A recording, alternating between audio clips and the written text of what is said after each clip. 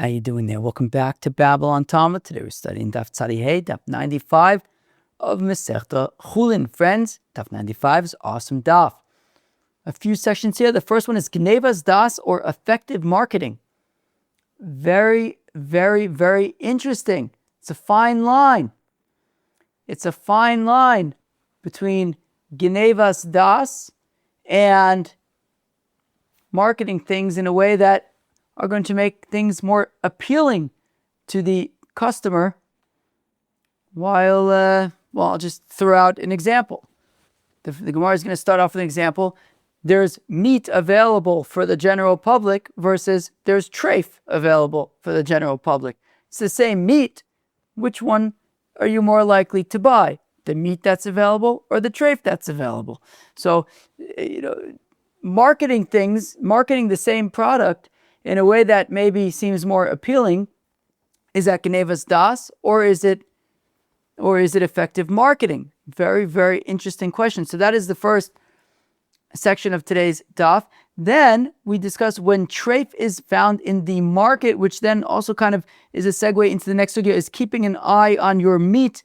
This gets into the very, very, very, very famous sugya of the Teisha Chanuyos, of when you have 9 stores that are selling kosher meat, one is storing non-kosher meat, kol kavua kemechza mechza dami, kol de parish meruba parish. Very, very interesting sugyas, in my opinion, on today's daf. So come join me. Let's have a great time learning Daf Tzadi Hey, Daf 95, Masechta Chullin.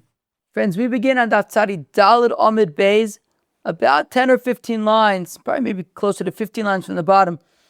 Truth is, if I realized that there was a place to stop at the bottom of the page yesterday, maybe I would have gotten to the bottom of the page, but yesterday I think was long enough. Anyways, so about 15 lines from the bottom of Daf Tzadi Daled Amid Beis. Heichim achrazinun. So how do we announce this, right? We said that in a town, right? Remember, yesterday, we're talking about a scenario where all the butchers in the town are Jewish. That was a Jewish industry, the slaughter industry. And so all of the local butchers, all of the local slaughterers are Jewish. So all the meat is coming from, essentially, right, is more or less kosher. And if we're in a place where if there was a treifa or a nevela in the slaughterhouse that day, they would make an announcement in the market that there's treif today, and therefore Jews should be advised to only buy from other Jews because there will be nevela by the non-Jews who are selling meat. So we say in a town like that, absent such a announcement, so on days where there's no such announcement about nevela or anything like that, so you could buy from wherever you want. You could buy from a Jewish seller, you could buy from a non-Jewish seller. Everyone's getting from the same butchers, from the same shaykhtim, from everywhere. All the shaykhtim are Jewish, are kosher, are Yorei Shamayim. Everyone's selling the same meat. So you could buy from wherever you want. On the days where there's an announcement, hey, there was an avela today, or there was a treifa today, so then you only buy from the Yidden. So what does that announcement look like? What exactly would they announce? What would we announce? There is meat available for the general public, not for the Yidden. For the general, but there's meat available for the general public. What does it mean? It's available for the general public, not for the Yidden. It's treif. That's what it means. It means it's treif. So say there's treif meat available for the general public. Well, nobody wants to buy treif meat. It's sugbet. There's nothing wrong with it, right? You found the sirchan along or something like that. It's Yidden don't eat it. It's treif. Technically speaking, we don't eat it. You have an entire cow there. The meat is delicious. There's absolutely nothing wrong with the meat. In terms of ilchus kashrus, we don't eat it. A sircha on the lung, we don't eat it. But there's absolutely nothing wrong with the meat. But the fact of the matter is, once you point out that it's not good enough for us, all of a sudden, psychologically at the very least, it becomes sugbet. It becomes grade B versus grade A. And who wants to be eating grade B, right? Why do we want to get the scraps, the leftovers? It's not good enough for them. Why do we want it? And it becomes less appealing to buy. But if you say that there's meat available for the general public, okay, it's meat. It's great. It's kosher meat. It came, not kosher, but it's meat. It came from the slaughterhouse, right? It's slaughtered properly. Great. It's a marketing thing. It's a technicality. If you highlight the fact that it's treif, people don't want to buy it. If you say that there's meat for available for purchase, so great, people want to buy meat. But isn't that deceptive? Is that right? Yesterday we were talking about Gneivas das. Is it not Gneivas das to market treif meat as general meat? Meat that's available to the general public? Inuhu de kamatu nafshayu. Very, very, very interesting answer. So the Gemara says, Inuhu de kamatu nafshayu. Look, it's up to them to be an educated consumer. If they ask us, hey, can you tell me more about this meat? Are the Jews going to buy it? No, why not? Oh, it's treif. Okay, then they can. We're not going to lie to them or anything. We're also not necessarily saying the whole story. That's true, but it's their choice whether they want to buy this meat or not. We're just calling it kind of meat available for the general public. If they want to learn more about it, they can. And if they ask if it's treif, we'll tell them yes. So it's their choice. And the fact that they end up getting treif meat, which there's nothing wrong with the meat, it's not kosher for us, but it's fine for them. So right? If they in the end would have been annoyed that they bought treif meat, that's their own business. It's their responsibility to be an educated consumer. Remember, this doesn't negate Gneivas das. Yesterday we learned, part of the question here is, what's the fine line? And it is a fine line. It's probably arguably a little gray. But, yesterday we said that you're not allowed to give kosher cuts of meat to a non-Jewish person with the gid anoshe in it, because it's Gneivas das. He could have asked more about it or researched it or looked into it to see if the gid anoshe is in it, whatever. But there we said it is Gneivas das, so Gneivas das. Okay, we'll have to, maybe we'll talk about it a little bit at the end. Honestly, it's a little bit gray, but I can offer a few suggestions. But anyways, so this doesn't negate Gneivas das. The question is, what's the line? Where does Gneivas das end and being an educated consumer begin? Ki ade Mar Zutra bre de Rav Nachman ava ka'azo misichra leve mechoza. He was, Mar Zutra bre de Rav Nachman was traveling from Sichra, and he left the town of Sichra to travel towards Mechoza. V'Rav and Rav Safra avu ka'asu l'Sichra. Rav and Rav Safra were taka mistama going in the opposite direction. Right? Rav is from Mechoza. Could be that Mar Zutra bre de Rav Nachman was coming from Sichra to Mechoza, and Rav Safra were coming, doesn't say where they're coming from, but could be that they're coming dafka from Mechoza, where Rav lived, to Sichra. And they passed each other on the way, Pagwa Adade, and they passed each other on the way, they bumped into each other. Savar, now Mar Zutra, who had left Sichra to go towards Mechoza, and he sees Rav and Rav Safra coming towards him, so he had thought, Laipeu de Kaasu, they were coming to greet him, to honor him, to greet him. He didn't realize that they were traveling from Mechoza to Sichra and they happened to pass each other on the way. He thought that he was traveling, Mar Zutra thought he was traveling from Sichra to Mechoza, and Rav and Rav Safra came out to greet him. So Mar Zutra says to them, wow, you really didn't need to go out of your way to welcome me. So Rav Safra quite frankly said to Mar Zutra, the fact of the matter is, we actually did not know that you were coming to Mechoza. But the fact of the matter is, if we would have known that you were coming, and the truth is, we would have even made more of an effort to welcome you. So Rav Safra felt, it was on his conscience. He felt, Mar Zutra thought that Rav and Rav Safra were coming to welcome him, and he mentioned that. And Rav Safra, it didn't settle with him to kind of not say anything and to allow Mar Zutra to think one thing when it wasn't really the case. So he says, look, the fact of the matter is, we were going towards Sichra anyways. If we knew, however, that you were coming, we didn't know you were coming. If we knew you were coming, we actually would have even put in more of an effort. So Amalei Rava says to Rav Safra, "My time Amrat Leachi, why did you have to say anything? You made him feel badly. He thought that you were coming to welcome him, and you kind of killed his buzz." So Amalei, so Safra said, "Oh, Kamat Inan. What do you mean? I had to tell him what I couldn't. We couldn't mislead him. He thought that we were coming out to meet him, and we would just be like, oh, yeah. Rav Safra said, come on, we couldn't do that. So, and for Rav to Rav Safra, Iuhu, the Kamate Nafshe. No, he could think whatever he wants. We don't have a responsibility to correct him. If he would have asked us, did you come out to welcome us, to welcome me? We would have said, no, the fact of the matter is we're going somewhere else.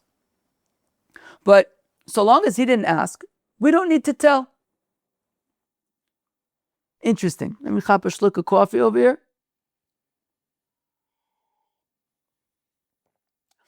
So the question is, where's kind of that fine line? Where's that fine line?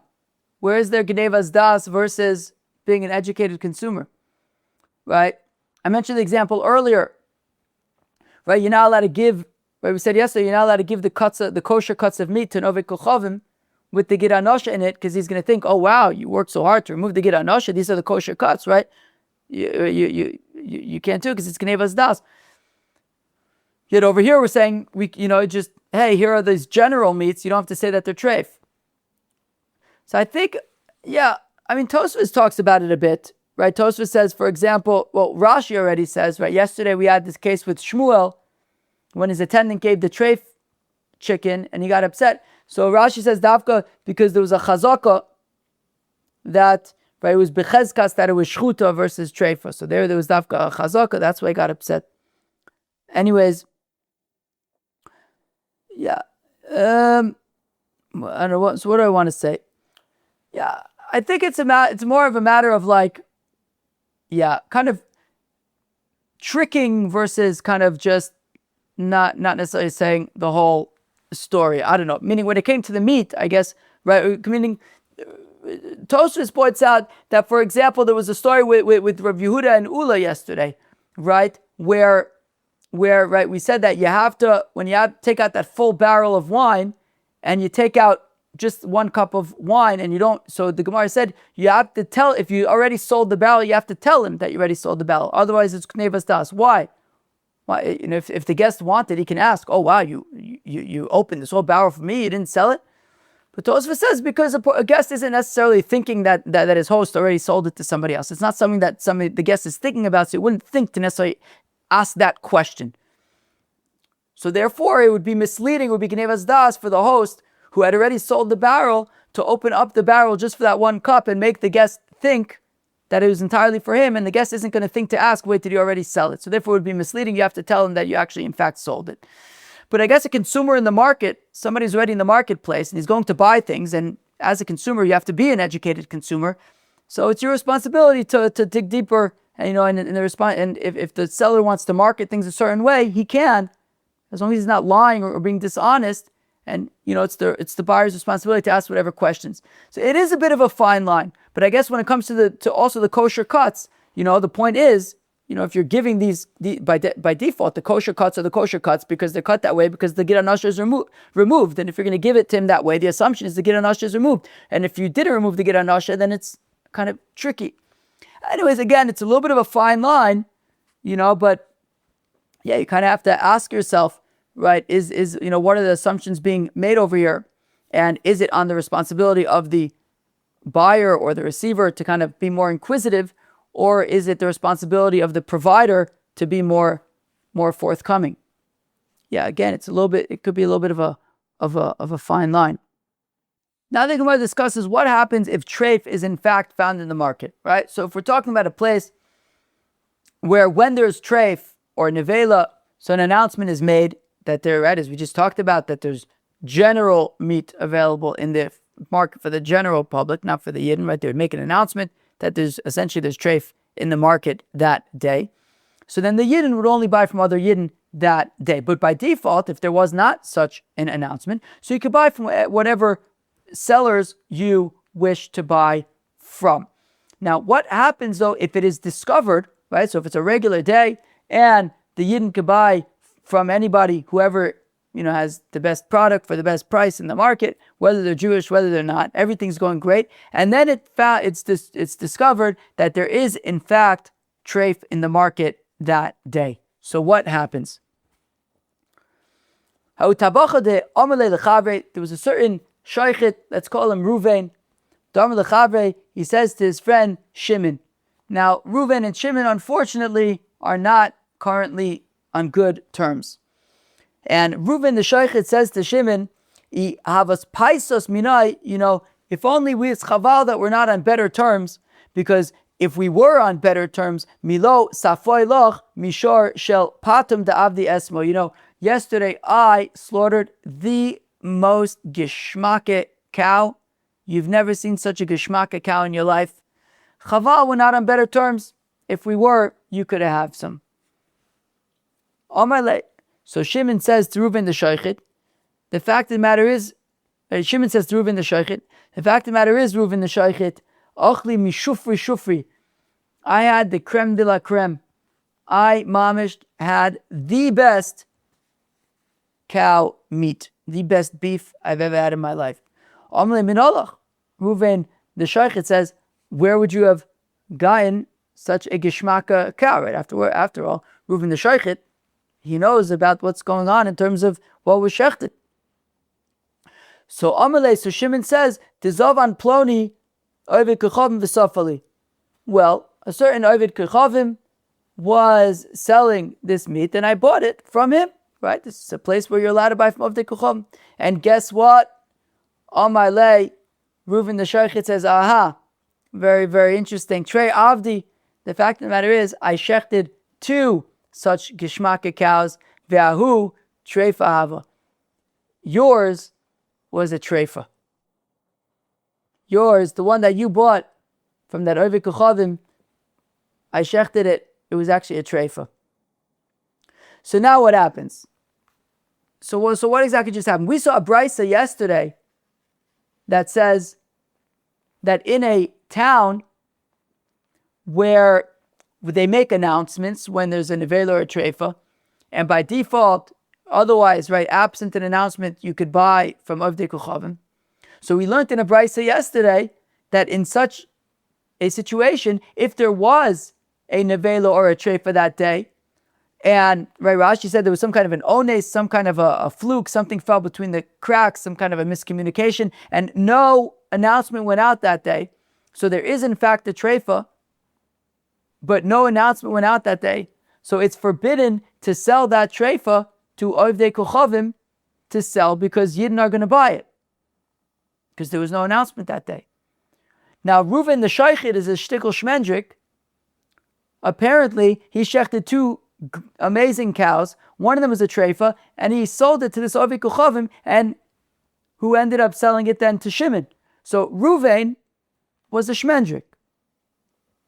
And now what do we do with the fact that Reuven is a shmendrik? And now there's treifa in the market. Now what happens? What are the implications of that? What are the hashlachot? What are the consequences of that?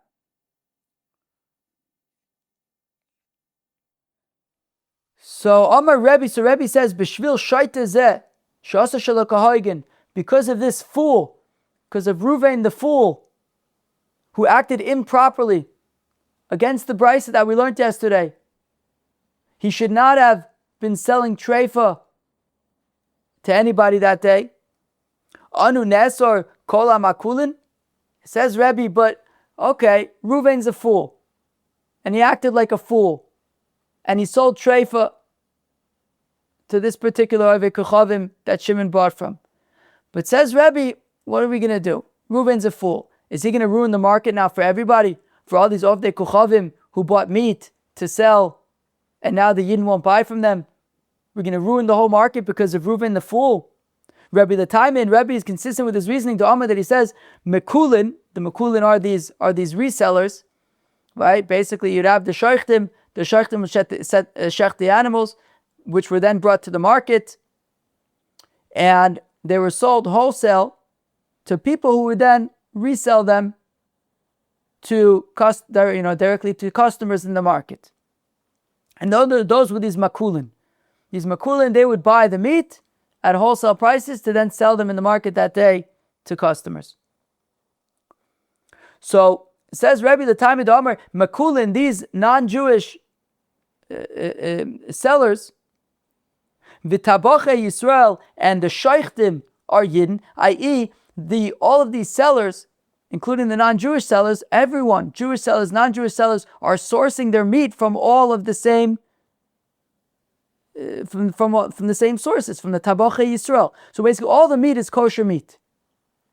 Whether you're buying from a Yid, whether you're buying from a non-Yid, everyone's sourcing their meat from the same kosher sheichtim. So basar nimtza bi'ad oved kechavim. So any meat that is with an oved kechavim. So if you go to the market and there's an oved kechavim who's selling meat, mutter.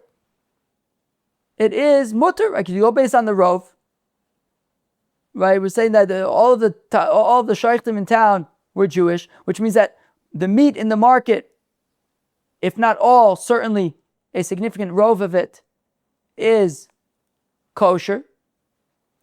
And therefore, an oved kechavim who has meat to sell, we go based on the rov to say that that is kosher meat. And therefore, Rebbe says we can go based on the rov. And yes, there is Reuven the fool who introduced treif into the market, but we'll go based on the rov, and we will say that whatever meat you are buying from an oved kechavim that day is kosher meat. Ikadam, to those who say a little bit differently, significant, meaning a little bit differently, but in a significant way.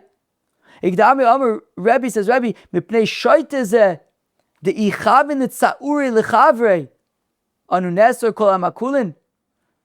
So what Rebbe said here is that because of Reuven the fool didn't actually sell treif into the market. He didn't do that. He's not that much of an idiot. But he wanted to yank Shimon's chain. Reuven says to Shimon, Chava, we're not on better terms.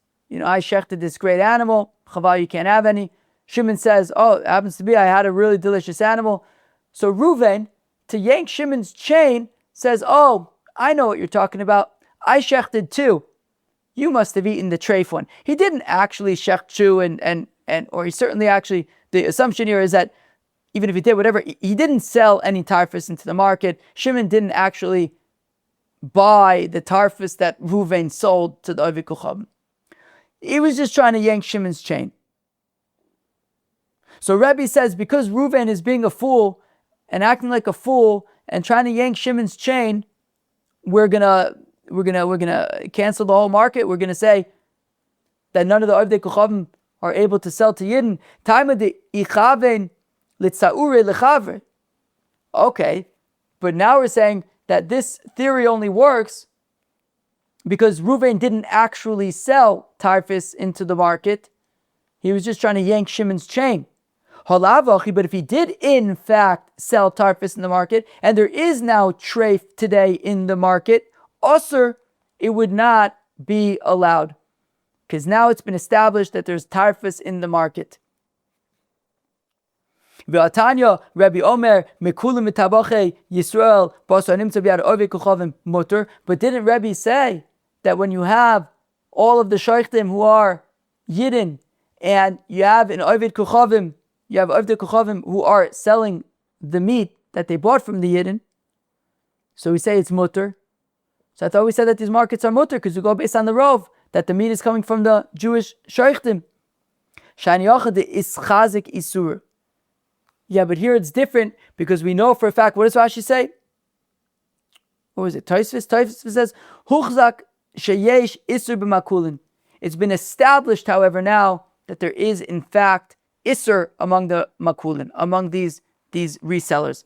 Meaning, so long as there's no announcement, and the reason why there's no announcement is because there's no known treif or nevelis today. So in that case, you're free to buy from whatever sellers you want, because we'll go based on rov and say that rov of the meat, if not all of the meat in the market, is kosher that day. So buy from wherever you want. Once it's been established, however, that there is Isser in the market, well then that kind of reality falls apart. There's now Isser introduced in the market, and you would be unable to buy from the Ardei Kuchavim now that it's known that there is Tarfus in the market that day. And now we see a very, very interesting shita of Rav. Amar Rav, says Rav, Basar kevin shenis alam mina ayin osir. You hear that? Rav says that if you have meat and you look away from that meat for a second, it's osir. Again, Amar Rav, Basar kevin shenis alam mina ayin. If you take your eye off of that meat, it's osir. Because we have to be concerned, maybe a raven came and swapped out that meat for other meat. We're going to see later on in the Gemara, if that's the case, then, are there any kind of detail? Is there any more information that we need to know over there? We'll get to that later. But for now, says Rav, that basar came in alim and ayin osir.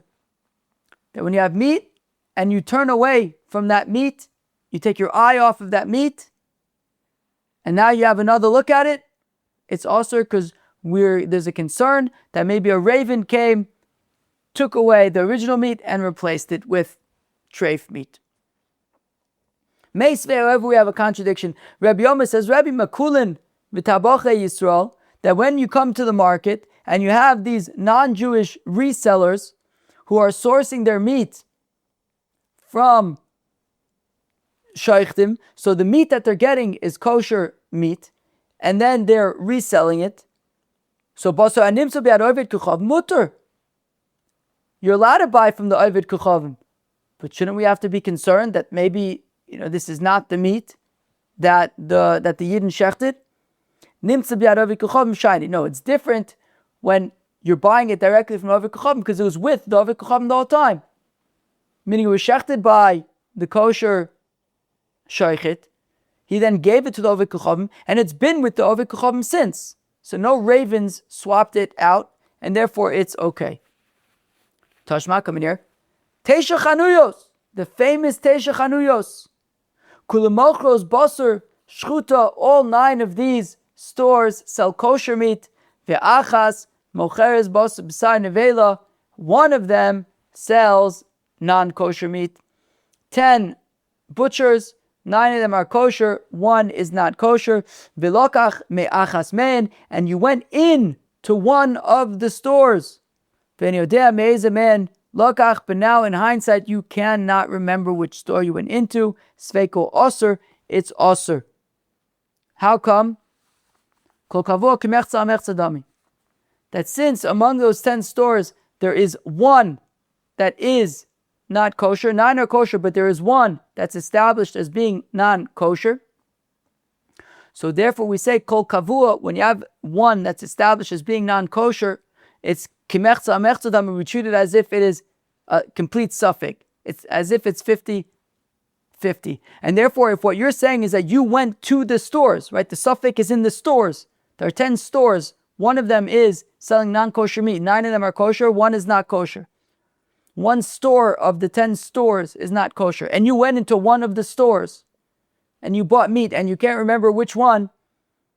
So kol kavua, since you went to these stores and you bought from the store, we'll say, well, we treat it as though there's a 50% chance that you bought from the treif store. However, uvenimtza, but what if you didn't go into any of the stores? You found a piece of meat outside of the stores. So it came from one of the stores, sure, but we don't know which one it came from. And you didn't go into any of the stores. Remember, the suffix is in the stores. One of the stores is selling non-kosher meat. But you didn't go to any of the stores. You didn't go to the suffix. You simply found a piece of meat. And that's what you're working with. You're working with a piece of meat that you found. And the question is, where did it come from? Which store did it come from? There we apply a different principle, which is called kol de parish meruba parish. That anything that was separated from the majority, i.e., you can assume that there's a 90% chance that this meat is kosher, and you can assume that it is kosher. Uvenimtza lechach harov, go based on the rov and it's kosher meat. But one second, we're not talking about where you find the piece of meat outside, and we're saying go based on the rov and say it's kosher. But who was looking at it? Rav said if you turn away from your meat for a second, it's not kosher anymore. Now we're saying that you find the piece of meat outside the stores, we're saying it's kosher because most of the stores are kosher. What about Rav's principle? Maybe it initially came from a kosher store, but maybe a raven came and swapped it out for a totally different piece of meat. Why are we assuming it's kosher? Here as well, you found it with an Ovid Kuchavim, i.e., no raven swapped anything out, and this meat came from one of the stores, and an Ovid Kuchavim has it, and you're going to buy it from the Ovid Kuchavim. So we're going to say, remember, you didn't go into any of the stores, you're purchasing it from somebody who already has it, and has been keeping an eye on it for you, and now you're going to take it from them. So we'll say called the parish, meruba parish. And that's why it's mutter. But if it was just out there, we would have to be concerned about the ravens. Tashma coming here from a Mishnah in Masechta Machshirin. Matzah Basar, that if you have a town where some of the residents are Yidden and some of the residents are not. Matzah Basar, and you find meat in this town. Halech achar rov tabachim. So, like we've been saying, you go based on the majority of the shaykhtim.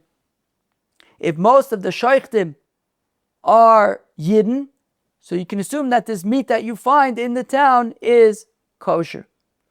Ve'im mevushal halech achar rov ochle basar. If the meat that you find is cooked meat, well then, if you want to know if it's kosher or not, you would have to know the majority of those who cook meat, the majority of those who eat meat, are they Yidden or not? If the majority are Yidden, so then you can assume that it was cooked by a Yid and you can have it. No, so we said in the ratio of that Mishnah, that if in this town you find meat, if the majority of the shaykhtim are Yidden, the meat is kosher. But who's keeping an eye on it? How do you know that it wasn't replaced by a raven with some treif meat? And if you're going to tell me that here also it's talking about you found it with an Ovid Kuchavim, i.e. was being guarded. So an Ovid Kuchavim wants to sell you this meat in this town, and we're saying, okay, as long as the majority of the shaykhtim are Yidden, so you can assume it's kosher meat. But if that's the case that we're talking about where you found it with an Ovid Kuchavim, well then the Seifa, where we're talking about if you find cooked meat, you go based on the majority of the meat eaters in the town. But if you're telling me that where you found, essentially, we're talking about with an Ovid Kuchavim, so essentially you found cooked meat that an Ovid Kuchavim had, well, in that case, you have to assume that the Ovid Kuchavim is the one who cooked it, regardless of if most meat eaters in town are Jewish or not. If the Ovid Kuchavim wants to sell you cooked meat, you have to assume that he's the one who cooked it. Kilu, if the Ovid Kuchavim is selling you raw meat, well, he didn't shecht it himself. He shechted it right by the slaughterers, and he bought it from the slaughterers. So we say if the majority of the slaughterers are kosher, beseder. But if he's selling you cooked meat, you will assume that he cooked it. If that's the case, why would we then be going based on the majority of meat eaters in town? We simply have to say, are you Jewish or not? Again, b'chitema hachanami benimtza biad Ovid Kuchavim. If you're going to tell me that you found this meat with the Ovid Kuchavim, this raw meat with the Ovid Kuchavim, and we're saying you go based on the rov of the shaykhtim, well then how do you explain mevushal? How do you explain the seifa? Mevushal alichacha rovoch lebasar. When we say in the seifa that if what you found was cooked meat, you go based on the majority of meat eaters in the town. What if you're telling me that an Ovid Kuchavim was selling it to you? V'nechzei ida Ovid Kuchavim nakadlei ida Yisrael nakadlei. Well, it shouldn't be then based on the majority of meat eaters. It should be based on who is the one selling it to you. If he's not Jewish, then it's not kosher. If he's Jewish, then it's kosher because it's cooked by whoever is selling it to you. So the Gemara says, Eina chinami, we're not talking about where somebody is directly selling it to you. You find meat in this town. You find raw meat. You say go based on the majority of shaykhtim. You find cooked meat, we still go based on the majority of the meat eaters. But how can you go based on the majority of shaychtim? Don't we have to be concerned that a raven swapped it out? Well, here we're talking about where you saw it fall from a person and you keep an eye on it. What happened was, you were in this town where there are Yidden and non-Yidden that live together, but the majority of the shaychtim, however, are Yidden. And you saw that there was a person in this town and they dropped some meat. They dropped a piece of raw meat. And you saw it fell from them. And you kept an eye on it. No ravens came and swapped out any meat. You saw that it fell from a person and you kept your eye on it. So we're saying if the majority of the shaychtim in the town are Yidden, so then it is kosher meat, and that's regardless if it fell from an Ovid Kochavim or from a Yid, because everybody's getting that meat from the shaychtim, and we're saying in that case, you find this meat on the floor, but you saw it fall from a person, and you kept your eye on it the whole time, and no ravens came and took it. Well, in that case, we're saying that you go based on the majority of the shaychtim in town, and we say that it is permitted. But again, you kept your eye on it the whole time. Rav would say, Tashma Kamanir, a Mishnah from Masechta Shkolin, Nimtzu B'Gvulin, Evarim Nevelis, Chatichos Mutaris. This is a Mishnah Masechta Shkolin. The Mishnah says that if you find, right before this excerpt from the Mishnah had said that if you find Evarim, if you find limbs of an animal in the Azara, you assume that it came from a korban ola. If you find steaks from an animal in the Azara, you assume that it came from a korban chatas or a korban asham. If you find it in Yerushalayim, you assume that it came from a shlamim. If you find it outside of Yerushalayim, anywhere else in Eretz Yisrael, that's what our Mishnah is talking about now, that we're quoting. So again, nimtzu b'gvulin, if you find animal parts outside of the Yerushalayim, Evarim, if what you find are limbs of an animal, nevelis. Those limbs are nevela because you cut an outside of Yerushalayim. In the Beis Hamikdash, we said that they were right in the Azara. We said it would be a korban ola. But here we're talking about between hither and yon, in the middle of nowhere. Who's cutting up an animal into limbs? If it's nevela, if the animal is nevela, you'll cut it up into its limbs so you could throw it in the garbage. That you can dispose of it. You don't have to cut steaks from an animal that's nevela. It's nevela, you're going to throw it in the garbage, you're going to just chuck it, he's going to chuck it somewhere, and that's that. So, chatichos mutars, but if you find in the middle of nowhere between hither and yon, steaks, they are permitted, assuming that the shaychtim, that rov shaychtim in the area are Yidden. So here we're saying that between hither and yon, you find steaks, and we're saying that they're mutarim. And if you're going to say, yeah, well, here also we're talking about where you saw them fall from somebody. Somebody dropped these steaks, and you kept your eye on them. But that would work for the steaks, but the same then would have to apply to the limbs, meaning you saw somebody drop these limbs, not throw them away, but they fell from him. Well, then, if that's the case, why would they be nevela? The reason why the limbs would be nevela is because somebody would be throwing them away. But here we saw it. Nobody threw them away. They fell. They fell. He was holding them and they fell. We don't necessarily assume he didn't throw them out. So why would we assume that they're nevela, the limbs? So therefore, I can't be talking about where they fell from somebody. So they didn't fall from somebody. You find steaks in the middle of nowhere between hither and yon, and we're saying as long as most of the shaychtim around are kosher, are Yidden, are kosher shaychtim, you can eat the steaks. And it didn't fall from anybody. Nobody's giving them to you. You found them, and we're saying they're kosher. So that's a question on Rav, who says that we should have, we don't seem to be concerned that a raven swapped them. And for the Gemara, Amai, where am I? Fine. I think we already read that, but we definitely explained it. Right? I'll read it again. If you're going to tell me that you saw them fall, why would we assume that the Avarim are Nevelis? Because they fell from me, you didn't throw them out. Okay. So, and for the Gemara, look, you're asking this as a question against Rav. Right? They were saying that these stakes are mutter. Ha'itmar Allah Rav Omar mutaros mishum nevela. Rav explains this Mishnah in the following way. If you find outside of Yerushalayim, between Hither and Yan, stakes in the middle of nowhere, they're mutter, but not to eat. You're not allowed to eat them. You have to be concerned. A raven swapped them out. You're not allowed to eat them. They're mutter from being nevela. They're not nevela. They're not going to be an avatuma. They're mutter from being nevela. However, you're not allowed to eat it. You do have to, in fact, be concerned that a raven swapped it out. Levi Omar Mutaris Bachila. Levi says you can even eat them. Okay, Givaldig. So far we've been exploring, very interestingly in my opinion, we've been exploring this Shita of Rav, who says that if you take your eye off of a piece of meat, you have to assume that a raven quickly swapped it out and it is no longer allowed. We asked all sorts of interesting questions based on Rov, and we got into the Tesha Chanuyos.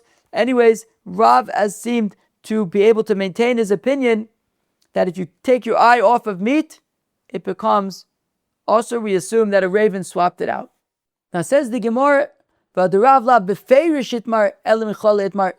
never explicitly said that if you take your eyes off of meat, it becomes usher. He never explicitly said that, but it's implied. What's it implied from? The Rav Yosef Amabara, the Ishtatis. Now basically for the rest of the daf, we kind of have just kind of story kind of stuff to a large extent.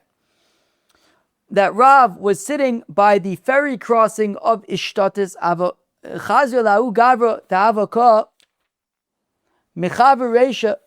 and there by the river there was a fellow who was hollowing out the head of an animal in the river. Nafal mine, and the head of the animal fell into the river. Also, icy silta, so he went and he fetched a basket that he was going to throw into the river to draw out, to fetch that head that fell in. Shada, and he sent out the basket. Asik, train. And lo and behold, he took a look in the basket and there were two heads there. So Rav was looking at the guy as if there were two heads. Avdei nami achi, is this a normal thing to happen? That a person loses one head in the river, puts in a basket to fish it out, and he fishes out two? That doesn't make sense. So how do you explain this additional head? It must have come from somewhere else. As Tosfos explains, we have to assume that additional head that was pulled out of the river came from some raven who brought it from someplace far away where the shaychtim were not kosher shaychtim, and it ended up in the river, and now you have in this basket a non-kosher head. So Marav Avdinami Ochi Asrinu Niale, and he said that they are osir. And he said that they are osir. Amrei Le Rav Kahana of Rav Asi the Rav Kahana of Asi said to Rav, the Isura Shchiche, the Aterlo Shchiche. So Rav Kahana of Asi said to Rav, I don't understand why you're assuming, even if we do say that, he pulled up either one or both heads that were not the head that initially fell in. But why are we assuming the Isura Shchiche, that the heads that would have been fished out are osir rather than mutter?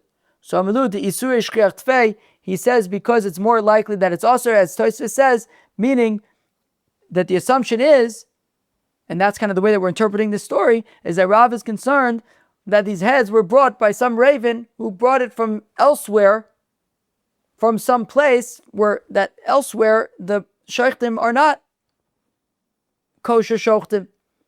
And that's the concern. The concern is that once already, right, if one head fell into the water and he fished it out, we wouldn't be concerned. As Tosfos says.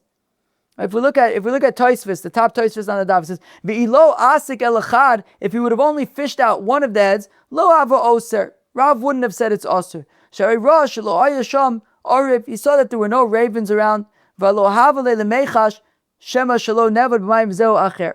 If one, I'm reading Tosfos, if one head fell in and then he fished it back out, he wouldn't have been concerned. Aval hashta de asik trei. But now that one fell in and he fishes out two, asrinon afal pisha rov tabacha Yisrael avusham. Even though in that area most of the shachtim were Yidden, dechayish shema orev hevi meruba de alma. Because maybe what happened is a raven flew in some heads from random places where they don't have kosher shochtim. That's what Rab means.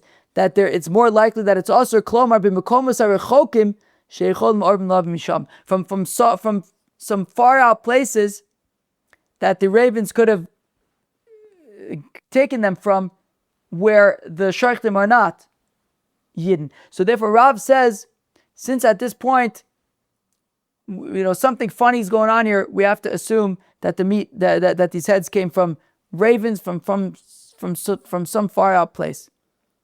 Says the Gemara, Says the Gemara, why is it important to point out that Rab never explicitly said that if you take your eye off of meat, you have to assume that it's been replaced by ravens? Why is it important to say that he never explicitly said it, but rather that it's implied from the story? And for the Gemara, Parvasa de Ovde Kuchavim Havoy.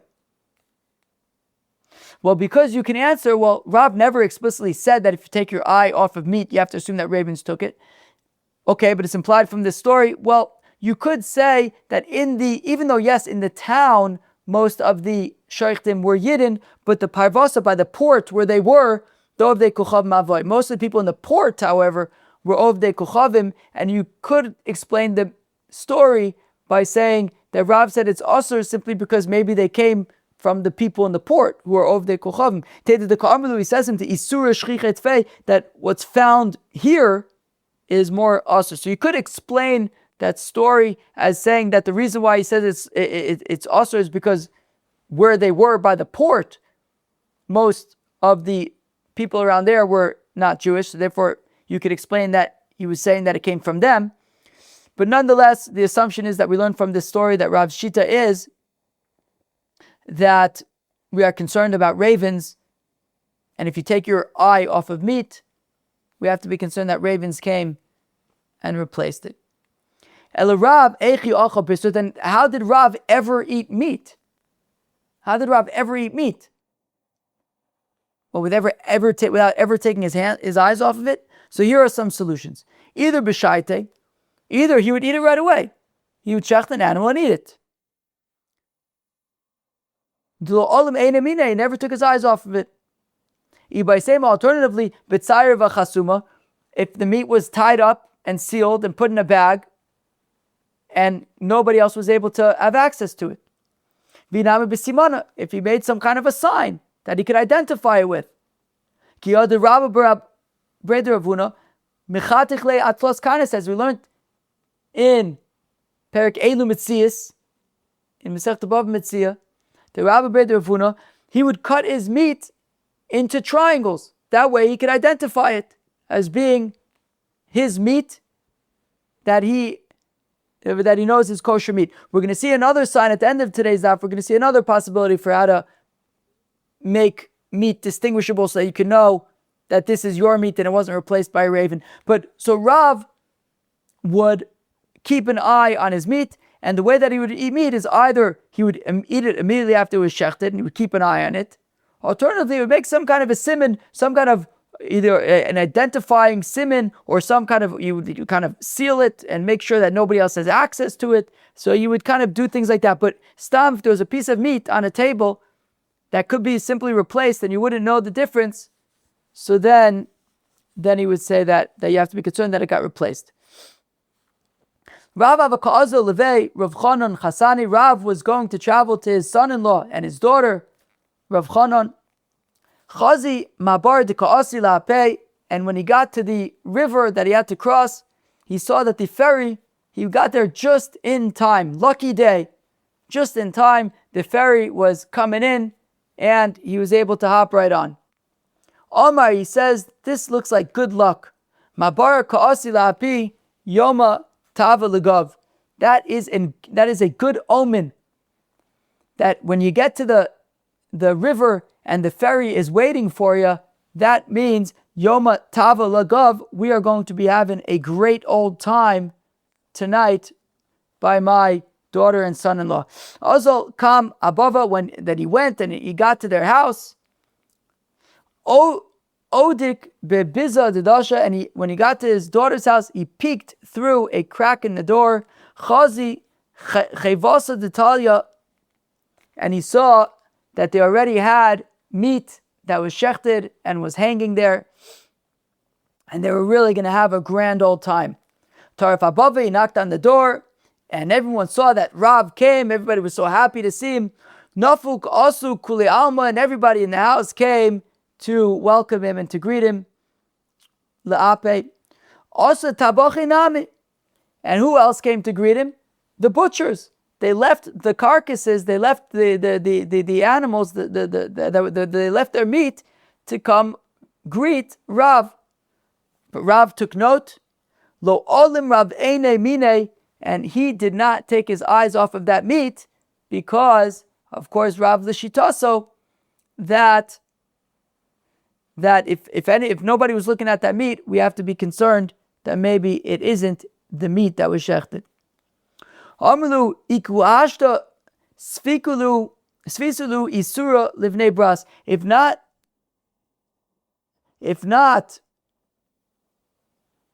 that, I was keeping an eye on this meat, you would have fed osur meat to my daughter and to my grandchildren.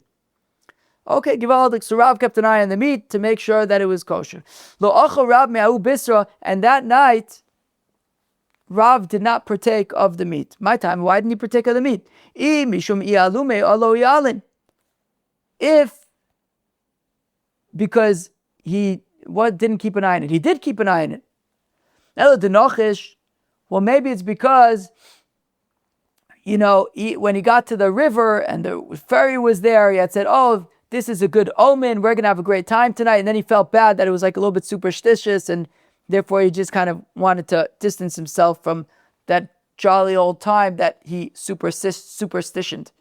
Rav says, Kol nachash she'enu ke'Eliezer eved Avram v'chiyonusan ben Shaul eno nachash. But Rav says that any quote-unquote superstition that isn't superstition to the extent of Eliezer eved Avram and Yonasan ben Shaul, that they mamash acted based on the superstition. Eliezer eved Avram, he got to, where do you go, to Padan Aram? Yeah, I think Padan Aram. And he made some deal with the Rabban Shalom. He says, whoever comes out and says, and I ask for water and then this, and that's the one, and immediately, that's it, we're taking her home, and that's going to be Yitzchak's wife. That's it. He made a deal, he says, if this happens, done deal. And he's going to act based on that. Yonasan, when he made some deal that if, with his little helper with him, he says, look, this is what's going to happen. If we show ourselves to the Plishtim and they say, stay right there, well then we're not going to attack. But if they say, hey, come to us, then the Rabban Shalom gave them all, the entire multitudes of the Philistine army, he's going to give over to us too. Just the two of us. And sure enough, they said, hey, come over here, and they destroyed all of the Plishtim. So Eliezer and Yonasan, based on their sort of omens, they mamish acted on those omens. But here, this was an omen that was like, okay, we're going to have a good time tonight. Not exactly to the extent of Eliezer with, bringing a wife for Yitzchak Avinu, who happened to be Rivka Imenu, and not quite like Yonasan, who attacked the entire Plishti army based on an omen. This was, we're going to have a good time tonight, and they did have a good time tonight. But Nish Geferlach, that wouldn't be enough of a reason to refrain from the festivities, to abstain from the festivities. Ella sudas harishus avoy v'rab lo mishane misudas harishus. Rather, the answer is this was a sudas harishus. It wasn't like a chasana or something, and Rav did not partake from sudas harishus, only sudas mitzvahs. Rav badik b'mabara, u'Shmuel badik b'sifra, Rav Yochanan badik b'yenuka. Rav, as we saw from the story, would kind of take omens from fairies. Shmuel would have omens from books. He would open up a book to a certain section, and whatever section he landed on, he would draw conclusions. Rabbi Yochanan badik b'yenuka, and Rabbi Yochanan would be influenced by young children. He would ask them what they're learning, and based on what they're learning, he would say, aha, interesting, as we're going to see in the following story. Kulu shnei de Rav, during Rav's lifetime, when Rav was in Babble, have a kosav le Rabbi Yochanan, so Rabbi Yochanan would send and write letters to Rav. Rabbi Yochanan was in Eretz Yisrael, Rav was in Babble. Likdam Rabbeinu shebe Babble, and Rabbi Yochanan would address to Rav, Likdam Rabbeinu shebe Babble, our great teacher in Babble. Ki noch nafshi, when Rav died, have a cause of the Shmuel, so when he would write to Shmuel, he would say, Likdam Chavereinu shebe Babble, our colleague in Babble, rather than our Rav in Babble. Amar lo, Yoda li midi de Rabbi Ono, and Shmuel says, hey, why is he referring to me as a colleague? What is there enough? Is there no sugya?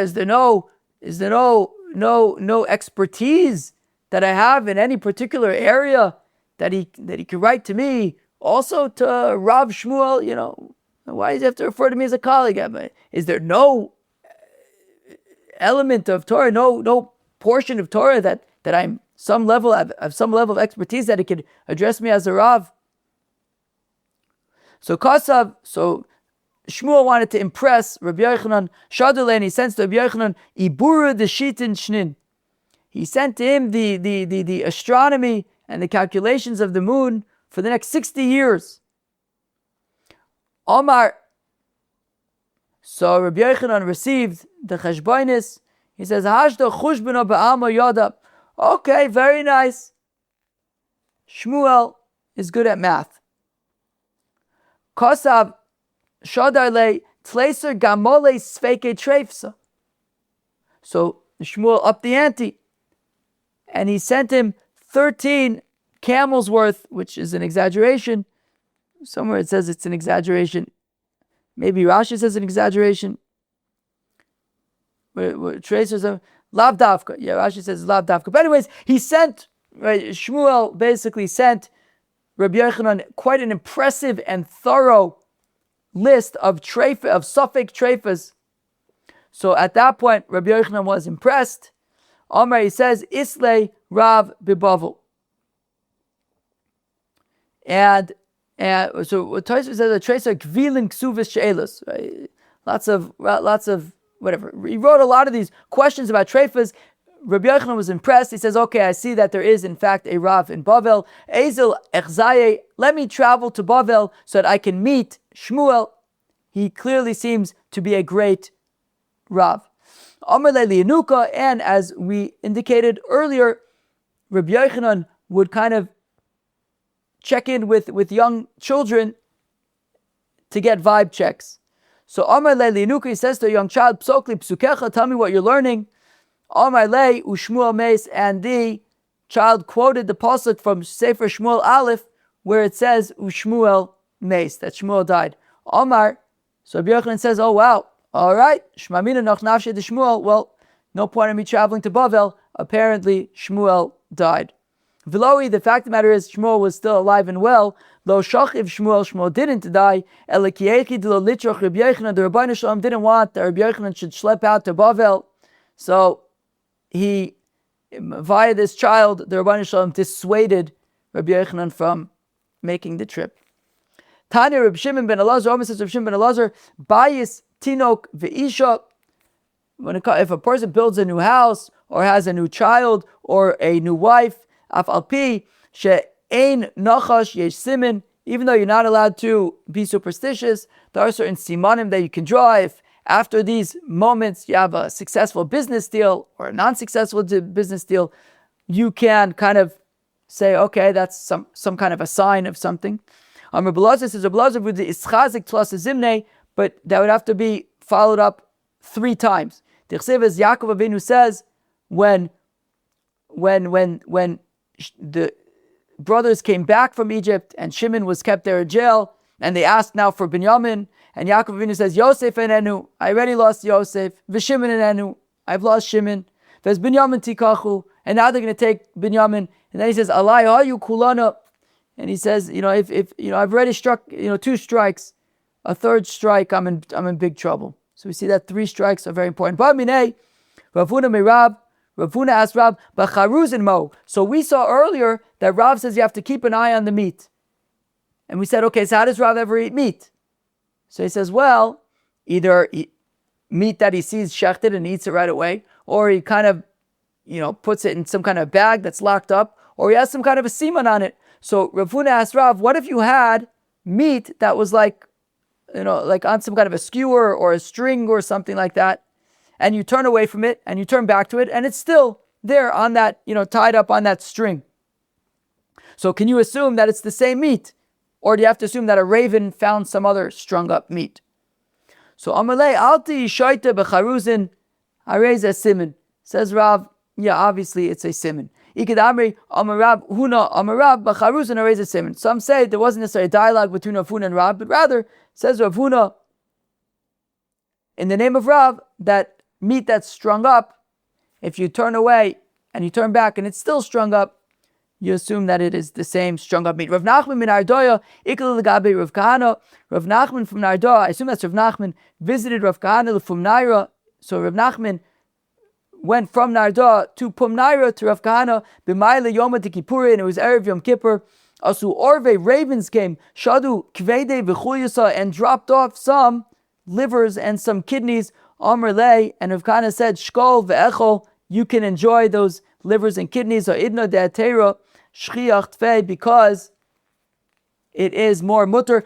Tosfos that we quoted earlier about the ravens says that basically the point is that all of any meat that this raven would have found would have been from kosher butchers, right? Meaning Rav's whole thing is that he was concerned that wherever the ravens were coming from, they wouldn't have been kosher. Says Rav Kahana assured Rav Nachman that any meat that the ravens were going to be getting would have been kosher meat, and therefore you can enjoy the liver and the kidneys. Chevre, that was Daf Tzadihei, Daf 95 of Masechta Chullin. On Daf 95 of Masechta Chullin, we began with an interesting sort of follow-up to yesterday's discussions of Gneivas Das. We then talked about, I call it kind of effective marketing kind of thing, right? Gneivas Das, or effective marketing. We saw that there were certain scenarios where it's on the consumer or it's on the person on the receiving end to ask a little bit of questions. And if he doesn't, we don't need to tell him more information. We saw, for example, we can announce that there's meat available for the general public. You don't have to tell him that it's treif. We saw a story with Marzutra, Breder of Nachman, who assumed that Rava and Rav Safra were coming out to greet him. And Rava made clear to Rav Safra that they didn't have a responsibility to correct him. If he wanted to, he could ask, but if he wants to assume something, we can let him assume something. And we got into where are the scenarios, what's kind of the fine line between Gneivas Das versus saying, it's on them to ask the questions. I think basically the idea is like, if you're misleading them, or if there is no reason why they would think to ask questions. For example, the Balabais takes out a barrel of wine and opens it up for his guest, and it seems like a very, very, very kind and gracious thing to do, and the guest wouldn't think, oh, did you sell it to somebody else? So therefore, it's the responsibility to tell him, no, I did in fact sell it to somebody else. But if, again, it's a little bit of a fine line. Where do we say that something is misleading versus I don't necessarily, it's not my responsibility to tell him everything. Anyways, that was an interesting discussion. We then discussed when treif is found in the market, right? We said that in a town where you're allowed to buy from non-Jewish meat sellers because all the meat is coming from kosher shaychtim, and there was no announcement that day about any nevela or treifa.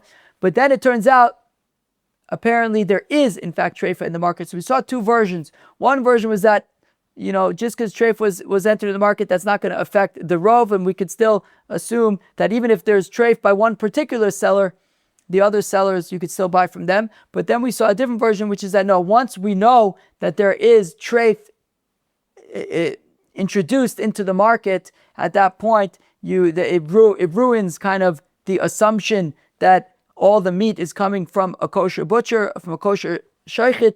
Once you know for sure that there's treif in the market, you can't be buying from the Ovdei Kuchavim anymore that day. And that kind of led into an interesting shita of Rav, that you have to keep an eye on your meat.